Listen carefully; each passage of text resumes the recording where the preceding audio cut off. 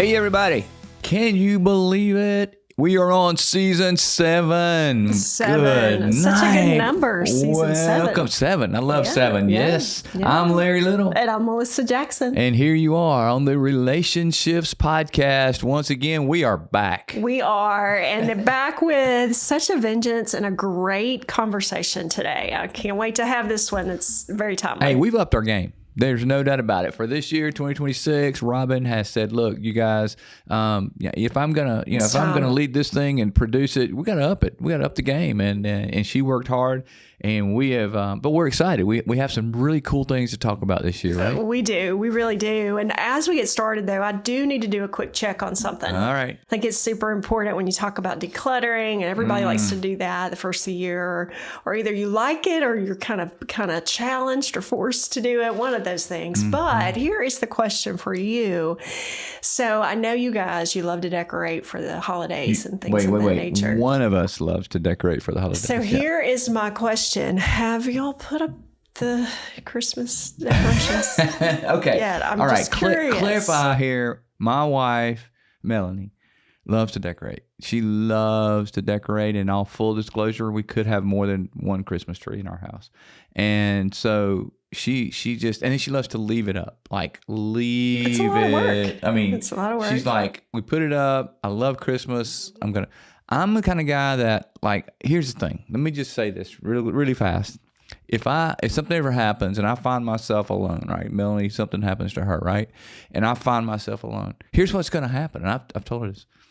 I'm calling a company and I'm like, I need a lock. I need a key turn approach here. You come in, here's the stuff, decorate it, right? Leave it up for a week, come back and take it down. And I'm good. Look, come in, maybe 2 weeks, but come in, decorate it all. And I will pay you to do that so I don't have to. And I'll sure pay you to take it down so I don't have to. And then we've had Christmas and it's good. But not my wife. It's special to her. She still goes through the ornaments. Look at this one. Do you know where we were when we got this? So to answer your question, we did get one tree down. We did get the Christmas down. It is down. Here we are. As we're recording this in the last of January and end of January, and we do have Christmas pretty much down, except we have 2 trees still up. Oh my goodness. Wow. Well, you can make them Valentine trees and then Easter trees and things like that. She's got a patriotic tree. It's going to stay up all year, by the way. Just saying. That's a cool idea. So we're talking about emotional decluttering today. So how do we be mindful and cognizant when we need to emotionally declutter things in our mind and our heart? And what does that look like? How do we do it? How do we make sure when we do that, it's effective and it helps us in some way? Yeah, I think it's really an important topic. And you'll see that in just a minute when we look at some stats. But I think that so many people struggle with this declutter issue. And it's because it's hard. I mean, there's so many things that go on in our mind and in our heart. So I'm really glad we're talking about this today. But let's talk a little bit more about what are we talking about when we say decluttering, emotional decluttering. What does that mean? So and let's even think about, how can we translate that? What does it mean? I want to translate it into a question to get us thinking and processing right off the bat. And that is, do you ever feel like you still carry weight from last week, from last month, or maybe even from last year? Now, just to be clear, we're not talking about weight loss program. We're not talking about weight loss from the holiday season. Yeah, but no, we're not talking about that. So, okay, all right, cool. No, we're talking about the things that bother you. Yeah. We're talking about the things that kind of get triggered, that go on in your heart and your mind. We're talking about things that you're not able to get over, things that you're not able to necessarily work through, or they're just heavy. Something that you just constantly carry that's constantly a source of heaviness. It weighs on you. If you really think about it, just stop for a minute and answer that question. Is there something that whenever you see it, whenever you recognize it, whatever, it causes you to just feel heavy or to feel angry or to feel sad even. And you're still, it's one thing to have that feeling fly over your head, but it's kind of making a nest there. And so whatever that is, are you still carrying that? Does it need to be decluttered? What are those things? I have things that I can think of right now.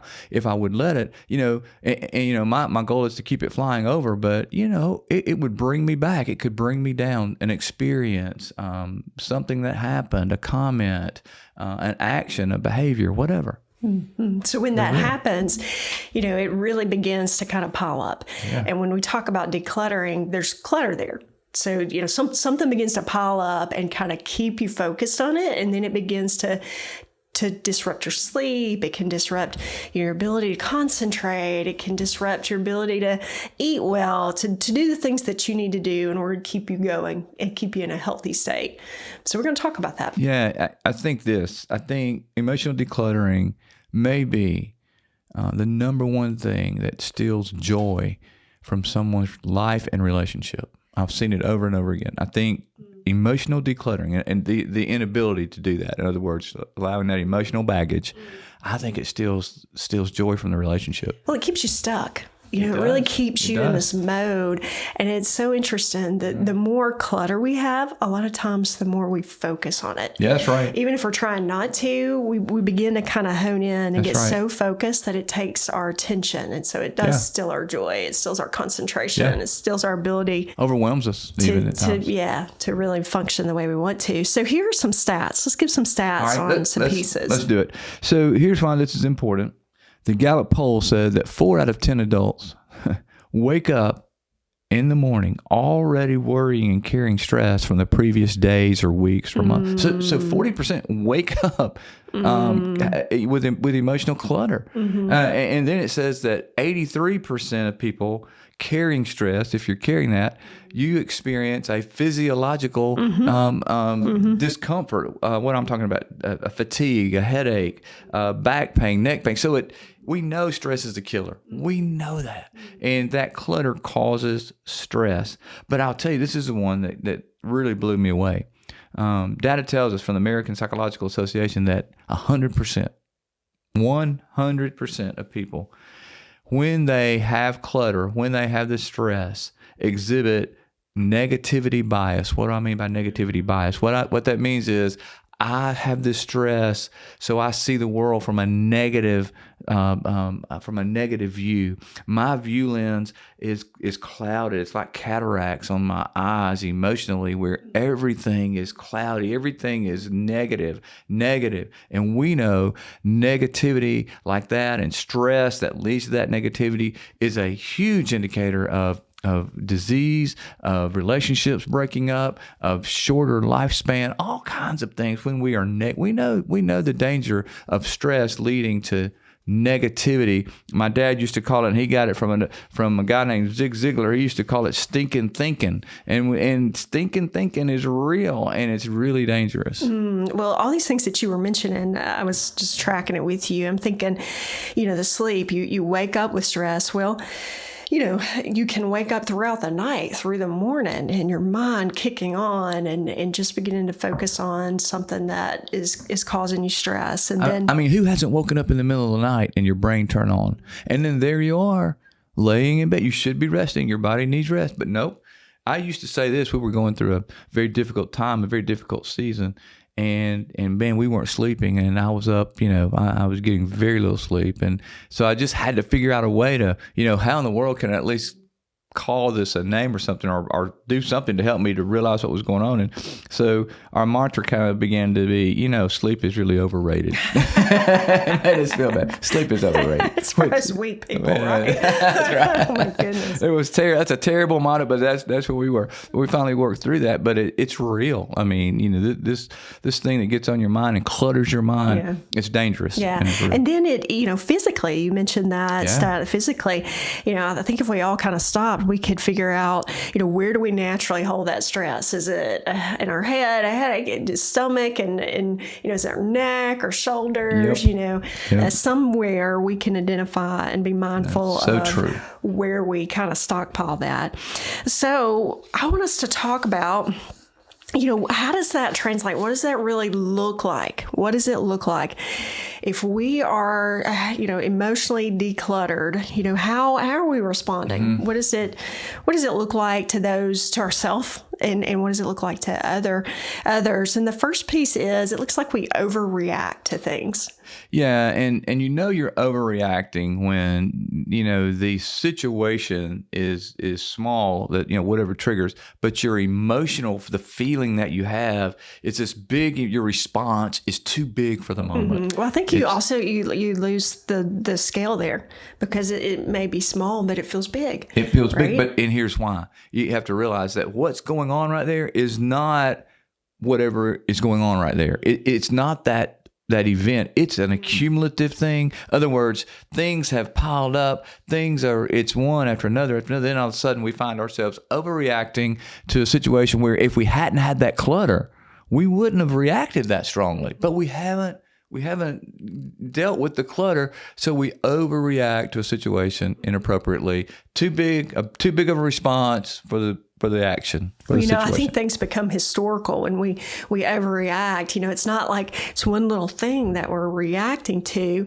Most of the time people can't see it, but there's like a string of things. That's right. They build up. Historical, this happened, or this happened, or this happened, and this happened. And like you said, we're never, we're decluttered, we're cluttered. We haven't had a chance to really process or get those in a rightful place. And so here's something that looks really small to the person that might be around you, the person that might be the recipient of it.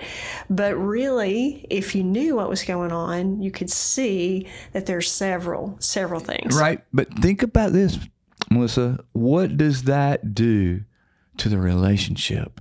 If I overreact when you come to me on the smallest thing, and the smallest thing between us, and I overreact at you, what is that going to do? It's going to cause you to step back in the relationship. It's going to cause a polarization of that connection in the relationship, right? Yeah. It's really, and whose responsibility is that? We'll talk about that in a minute, but it's my responsibility to know why I'm overreacting to you.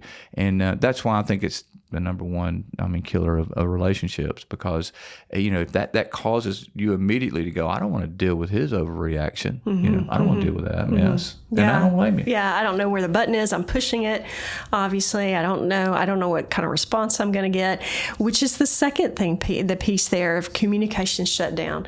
So just like you talked about, it's going to close up conversation, not going to be able to talk, not really going to want to, because of the way the response is. It's just exactly like overreacting, but it's inward reacting. It's an overreaction, by the way, but it's an inward overreaction. Takes a lot of energy. So it feels like too much. It's too much. I'm stepping back. I'm not talking about it. I'm not dealing with it. I'm just shutting down. I'm withdrawing, and I think I'm withdrawing to find peace. I'm not. I'm withdrawing because I have too much clutter to deal with what needs to be dealt with. So instead of peace, it continues to spin in my heart, in my head, and it makes the situation worse. Yeah, and it begins to create that cumulative weight. And again, we're not talking about body weight or anything of that nature, but we're talking about weight of how it feels, and so you get that cumulative, it just begins adding up.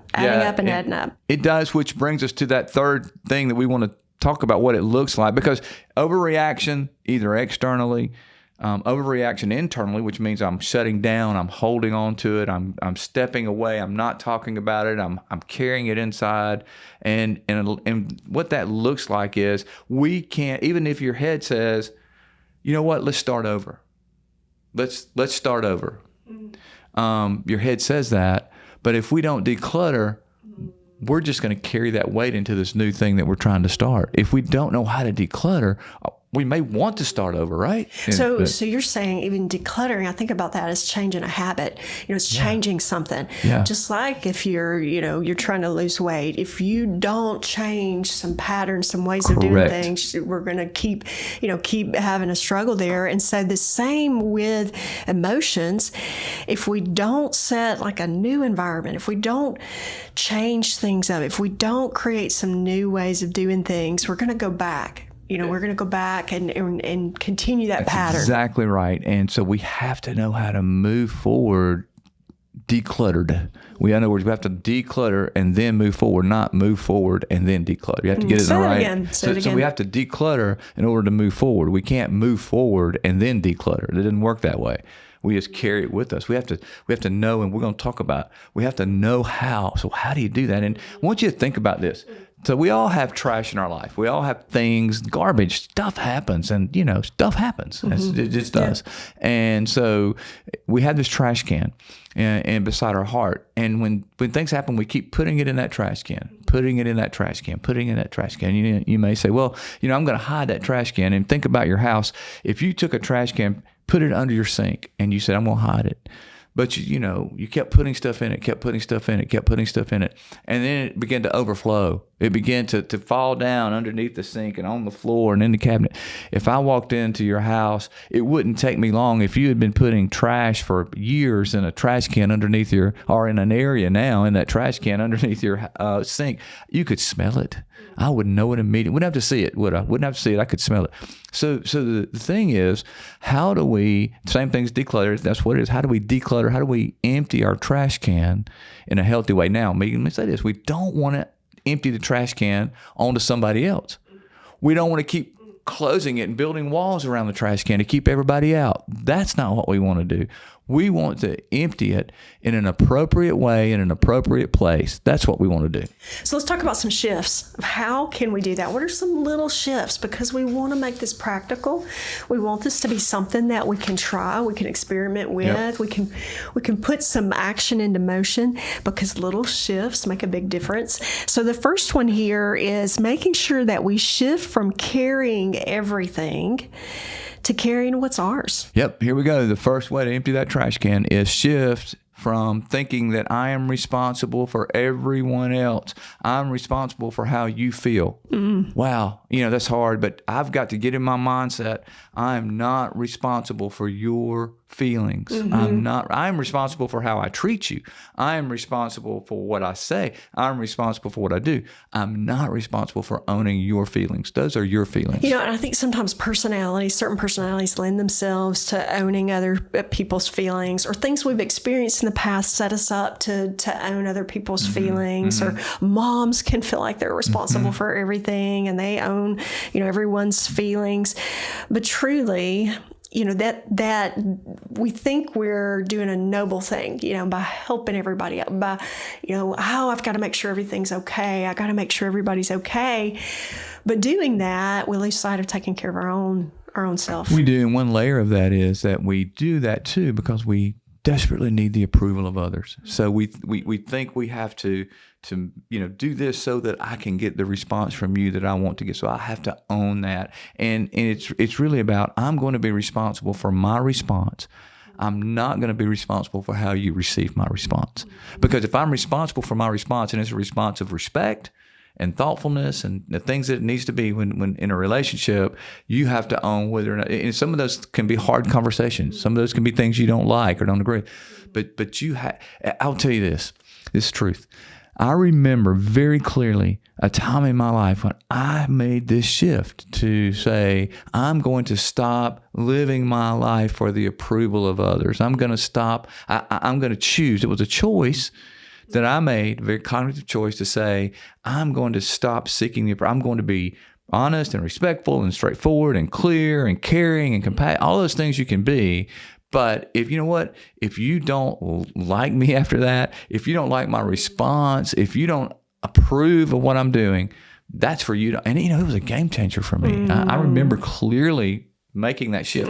So that shift, I think, is really important. It's the first thing to choose to say, I'm going to stop being responsible for others' feelings and emotions. So you made a decision to declutter. I did. And then your actions had to follow that. So here's another shift from reacting to the past to responding to the present.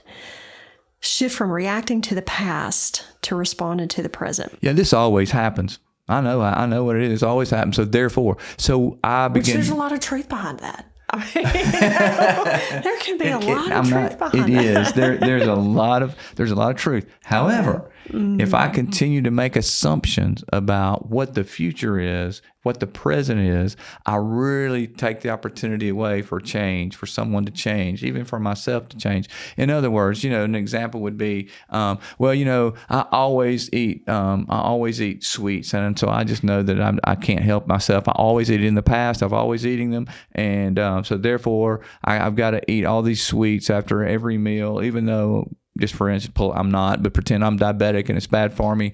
I've always eaten them, so I got to continue to eat. No, I have always eaten them in the past, right? But I'm not going to let that drive my behavior in the present. I'm going to choose to do something different. I want to own what I need to choose. This is present, so I'm going to choose to shift and make a change in my eating habits so that I can be more healthy. If I make assumptions based on the past, I'll never shift out of it. I'll never get there. That assumption thing is a killer. It's about, look, the past is the past. And yes, we see patterns of behavior. And yes, we see predictability. I'm not saying that, but I am saying we can't let that have the majority vote. Well, I think, in some situations that, let's say, he always responds this way. And so like this person's going to know, you get into it, but this person always responds this same way. There's a pattern of behavior there. Yes. But to break that, to create a different shift, like you've said, we can control what we can control. And so, you know what? If we know that data, we don't have to need or expect something different. We can go with that data. Then we begin to choose how we're going to shift and how we're going to respond. Because to say the past is the past is so true, but that can be pretty painful. The past is the past. The past keeps coming. It keeps coming up. It keeps getting re-triggered. There's something that keeps getting kind of brought back into the situation or the conversation. And so for some people, it can be hard to get over that because you can say that, but it doesn't really mean anything or change anything. Right. The past keeps playing out. So what do? Well, we know that. How do I accept that, right? And how do I make sure I am not reacting to that, but I am responding, slowing myself down because I want to be different. I want to change. I want to respond differently because it's important for me, myself.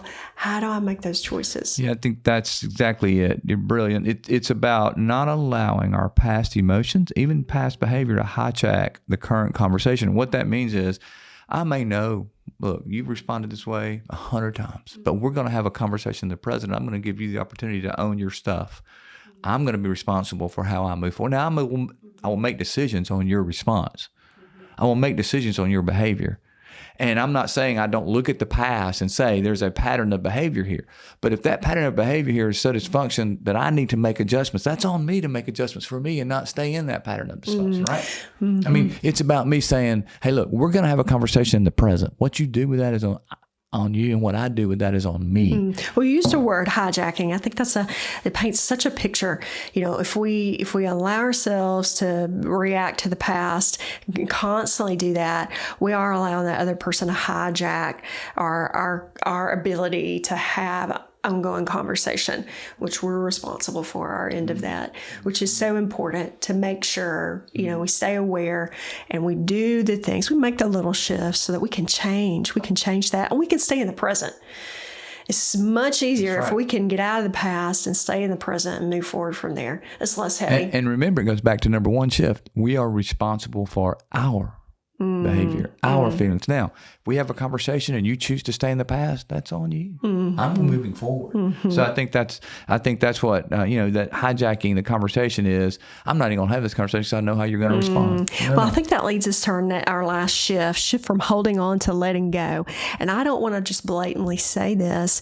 I want to frame it in the manner that letting go, we are valued enough, how we think and how we feel.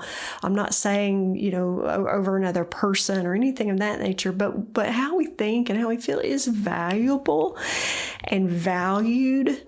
And so therefore we owe it to ourselves to get to a place to work through things so that we can let go and we can, instead of being so heavy, we can travel light. Yeah, if it's important, it needs to be validated before you can let it go. If you let it go Right. before you validate it, Well, you just you hide can't it. say- You're you just can't putting it in maintain the that. cupboard. You Yeah. can't maintain that. But if you validate that pain, and if you allow someone to help, I see this, a lot of times with people who have lost loved ones and they just can't let them go. Grandma lost her husband of 70 years or 60 years or whatever, and she continues to go to the graveside year after year after year after year because she cannot let that go. That's a lifetime of her. So she needs someone to help her validate that grief. And everybody grieves in their own time and their own way. But when we can validate that and say what you had was important, it was significant, it was amazing, that gives her permission to begin the process of letting go. Same thing in a relationship. If I need to talk with you about something that's hurtful for me, talking about it isn't holding on to it. Talking about it is, I'm seeking your validation. I'm seeking for you to validate my pain. Once you validate it for me, once I feel that validation, if you're a significant person in my life, then that lets me know that, okay, she knows it's important, so I can let it go. So definitely some things for us to think about, some things for us to try and experiment with, some shifts for us to practice so that we can travel lighter. We don't have to be so heavy with the weight. We can make steps to declutter in this new year. I'm telling you what, we talking about lighter. We need to come up for some air. we went deep, Robin, on this first episode of season 7. Here we go. But you're going to take us to a different place. The one thing that our listeners and viewers have asked for over and over again, they clamor for it, they ask for it, they write in, is the dad joke. Do you have data around that? Yeah, well, maybe. Subjective data. But we have to keep it going, guys. We have to keep our dad joke going. And I've got a good one today to get us out of here on. Let's hear a good one. Ready? Yep, you ready? Okay. Everyone was really excited at the autopsy club. Yeah. It was open mic night. I thought I'd start us off with a bang today. Just start us off yes, that get way. us going. Hey, thank you so much for joining us. Thank you for sharing a laugh. We hope that some of these shifts will truly make a difference in your life. It's those little shifts that make a difference. Thanks for being here. We look forward to our next episode coming up soon. Take care. Little shifts that make a big difference. RelationShifts. Little shifts that make a big difference.